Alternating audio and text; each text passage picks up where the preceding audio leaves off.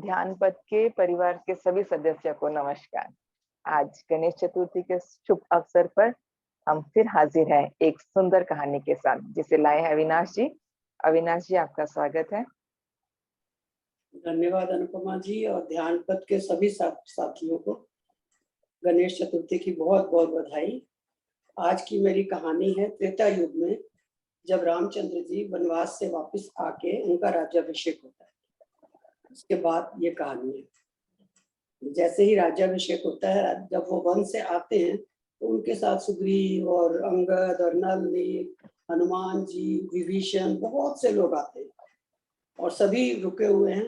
जैसे ही राम जी का राजतिलक हो जाता है, उसके बाद वो सभी लोगों को यथोचित सम्मान के साथ विदा करते जाते हैं, जिसमें से अंगद बहुत रोता है कि प्रभु मैं नहीं जाना चाहता, लेकिन उसको राम जी समझाते हैं कि तुमने जाके अपना वहाँ का राज्य संभालना है, तुम्हारा वहाँ जाना बहुत जरूरी है, ये भी एक तुम्हारा कर्तव्य है।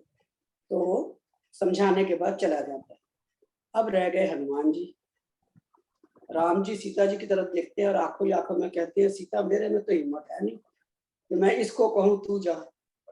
इसको मैंने पुत्रवत माना है और मुझे पता है कि अगर मैं बोलूंगा तो या तो ये रो पड़ेगा या ये लड़ पड़ेगा, तो मेरे में तो हिम्मत है नहीं।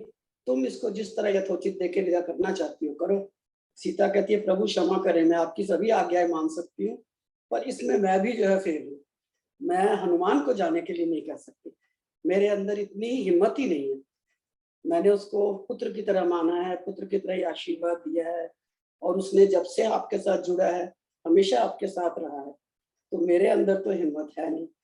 फिर दोनों आंखों ही आंखों में कहते हैं, चलो चुप रहो, रहने दो यहाँ पर, कोई बात नहीं। दोनों में आपस में बातें हो जाती है, किसी को इस बारे में कुछ पता नहीं लगता। अब वो सारा दिन अपना, सबके जाने के बाद अपना राजकाज का काम करते हैं शाम तक। जब राज दरबार से निकलते हैं तो गुरुओं के पास जाते हैं, थोड़ी देर गुरुओं के पास बैठ के उनकी सेवा और उनसे बातचीत करते हैं, उनसे आशीर्वाद लेते हैं।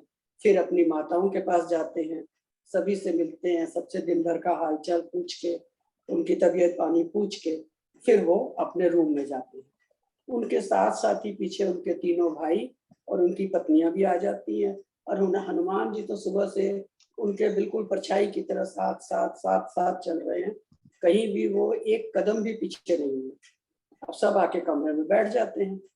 भाइयों की ये मंशा थी कि 14 सालों के बाद बड़े भाई आए हैं, इनके साथ सारे 14 सालों की अपनी गुफ्तगू करें, बातचीत करें, अपने दिल की सारी बातें सुने। अब हनुमान की उपस्थिति जो है वो शत्रुघ्न को और तीनों पत्नियों को, उर्मिला को और उसको श्रुतकीर्ति को और मांडवी को खल रही है कि भाई ये बाहर का आदमी है, ये क्यों बैठा हुआ है, हम इस समय परिवार के लोग बात कर रहे हैं, तो ये जाए। उसको शत्रुघ्न जी 2-3 बार इशारा भी करते हैं कि तू जा। और हनुमान जी तो ऐसे बैठे जैसे मैं तेरा इशारा देखा ही नहीं, तू क्या बोल रहा है, मेरे को कुछ समझ में नहीं आ रहा। बड़ी बार बोल, 2-4 बार इशारा करते हैं, नहीं सुनता। आखिर भाई आपस में इशारा करते हैं, चलो बैठे रहने दो इसको, जब ये कुछ समझ ही नहीं रहा है तो चलो हम बातचीत करते हैं। काफी देर ये लोग अपनी बातें करते रहे, वन की, यहाँ की, राज्य की जो भी प्रॉब्लम्स आई थी या जो अच्छाइयाँ बुराइयां हुई थी, सारी जनरल वार्तालाप करते करते करते काफी देर हो गई। फिर भरत ने कहा कि चलो आप सभी विश्राम करने चले। तो भ्राता को और भाभी श्री को भी अब विश्राम की जरूरत है। वो लोग भी काफी टाइम के बाद मिले हैं, जब से भाभी लंका में थी तब से इनके मुलाकात नहीं हो रही थी। तो सभी भाई खड़े हो जाते हैं, सभी भाभियां भी खड़ी हो जाती हैं। अब वो हनुमान जी की तरफ देख रहे हैं कि तू भी खड़ा हो, चल तो हम लोग बाहर चले सारे। हनुमान जी तो अपना आराम से बैठे हुए हैं प्रभु के चरणों के पास, उनके ऊपर कोई असर ही नहीं हो रहा। तुम खड़े हो, बैठे हो, जा रहे हो, नहीं जा रहे हो, मेरी बला से, मैं तो यहाँ से नहीं हिलने वाला। 2-3 बार शत्रुघ्न उसको इशारा भी करते हैं, उसके ऊपर कोई असर नहीं होता। हनुमान जी अपना वैसे ही बैठे रहते हैं। ठाकुर शत्रुघ्न जी गुस्से में आके कह ही देते हैं, अब भाई भाभी का विश्राम का टाइम है, तो तुम चलो यहाँ से, तुम यहाँ पर क्या कर रहे हो बैठे हुए। तो कहते हैं, मैं कौन सा उनके विश्राम में खलल डाल रहा हूँ, मैं तो उनके चरणों में आराम से बैठा रहूंगा, वो करे विश्राम, मैं कोई मना थोड़ी कर रहा हूँ। माता सीता भी तो यहाँ बैठी हुई है, जब वो बैठ सकती है तो मैं क्यों नहीं बैठ सकता।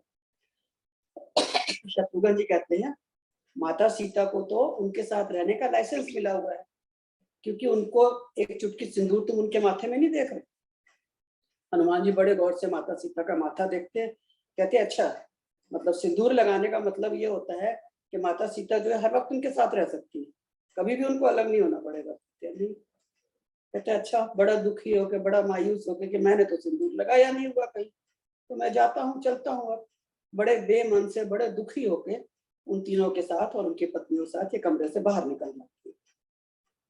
अब रात खत्म हुई, अगले दिन सुबह दरबार लगा। दरबार जैसे ही लगा है, राम जी आके बैठे ही हैं, हाहाकार मचाते हुए व्यापारियों के झुंड आते जा रहे हैं। और सारे के सारे जब इकट्ठे हो गए तो एक ही बात, राम जी कहते हैं हुआ क्या है, तुम लोग इतना हाहाकार मचा रहे हो, इतना हल्ला मचाते हो, इतना बेचैन परेशान, कारण क्या है? कहते जी कारण यह है कि हमारे सभी व्यापारियों के भंडार घरों के ताले तोड़ दिए गए हैं, उनको लूट फूट लिया गया है, पूरा अस्त व्यस्त कर दिया है हमारा भंडार घर। कहते हैं किसने किया, किसकी हिम्मत हुई अयोध्या में आके ऐसा करने की? कहते जी हनुमान जी ने। राम जी बड़े हैरान, तो हनुमान जी तो ऐसे करने वाले है नहीं। कहते हैं फिर भी चलो देखता हूँ। सैनिकों को कहते हैं जाओ हनुमान जी को बुला के।